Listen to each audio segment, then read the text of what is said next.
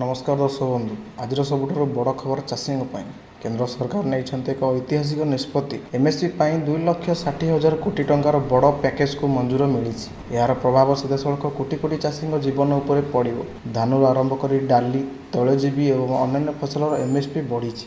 तेबे केउं फसलर केते दर बढ़िला, केउं चाषी सबुठारु अधिक लाभ पाइबे, आउ सरकार को एही निष्पत्ति आपणक घर को केते टंका आसीबो सबु किछि जानि परिबे एही वीडियो रे। वीडियो को शेष पर्यंत देखंतु जानि परिबे। प्रधानमंत्री मोदी अध्यक्षतार होइथिबा कैबिनेट बैठक रे 2026-27 पई 14टी खरीफ फसलर एमएसपी वृद्धि को अनुमोदन मिली। सरकार कहिसंती जे चाषी उत्पादन खर्च ठारू अति कम रे 1.5 गुण लाभ निश्चिंत करा जिवो। अर्थात चाषी जेते खर्च करिवे सेथिरे अधिक लाभ पाइबे। सबुठारु बड़ घोषणा होइछि धानर एमएसपी वृद्धि। साधारण धानर एमएसपी क्विंटाल पिछा 72 टंका बढ़ी 2,441 टंका होइछि। ग्रेड ए धान पई नुआ एमएसपी होइछि 2,461 टंका। एहा ओडिशार लक्षाधिक धान चाषी पई बड़ रिहाती भाबे देखा देइछि।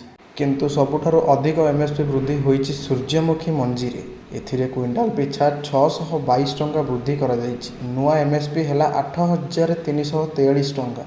सेहीपरि मका पई 2,410 टंका, हरड़ पई 8,450 टंका और मुग पई 8,780 टंका एमएसपी धार्य करा जाइछि। कहिसंती डाली और तैलजीवी चाष को अधिक प्रशिक्षण देबा पई एही वृद्धि करा जाइछि, जहा द्वारा देश रे आमदानी कमिब और चाषी आय बढ़िब। मुग चाषी माने सबुठारु अधिक 61% पर्यंत लाभ पाई पारंते बोली अनुमान करा जाइछि। पीएम आशा योजना अधीन रे सरकार एमएसपी दर फसल किणिबे। बजार रे दर कमिले मध्य चाषी को क्षति हेबो नाही, अर्थात चाषी आय को सुरक्षा मिलिबो।